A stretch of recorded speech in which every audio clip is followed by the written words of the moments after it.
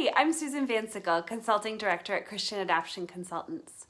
As you know, this month we've been tackling common myths in adoption, and today we wanted to address a few more. Here's the first one.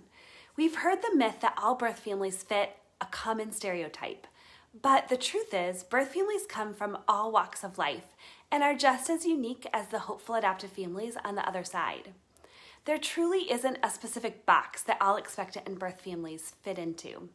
In my work as a birth parent counselor, I worked with birth parents who were young teens and grandmothers, truly, mothers who were attending college and unemployed, women who were expecting their first child, and for others it was their eighth, women who were single, married, lesbian, blue collar, professional, the list goes on and on.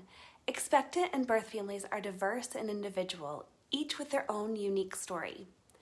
But I can tell you one thing birth mothers always have in common. Every single mother has a desperate, selfless, and sacrificial love for their child. Each one I've ever met has made the courageous choice to do what they feel is best for their child, despite a tremendous desire that they could parent their child themselves. I've never met a mom who didn't have a tremendous love for their baby. You can count on that common thread.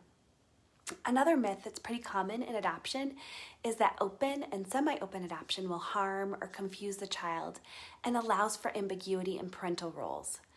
But we know now, in most cases, that open and semi-open adoption has been found to be the best for all parties in the adoption triad, for the child, the birth family, and for the adoptive family.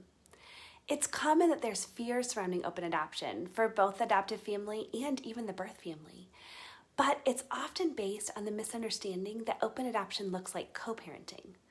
Instead, open adoption simply allows for some level of ongoing communication and a relationship between the birth and adoptive family. So instead of threatening the adoptive family, this relationship offers more people to love the child. It can also provide firsthand answers and clarity to the child about their own story. And it can give the birth family assurances that adoption was in the best interest of their child because they're actually seeing it firsthand. There was a groundbreaking longitudinal study that shows overwhelming support for open adoption and ongoing relationships and benefits for both birth families and adoptees, even into adolescence and adulthood. The reality is that openness is both beautiful and challenging, a lot like many other important and valuable relationships in our lives. Some level of openness can offer tremendous benefits. A birth family can have the assurance that they made the right decision. An adoptee can know firsthand about the decision and have critical information about their identity. And in addition to having key medical and social information for their child, an adoptive family can help build an incredibly valuable relationship for the entire adoption triad. Hey, thanks for listening as we continue to learn together about adoption.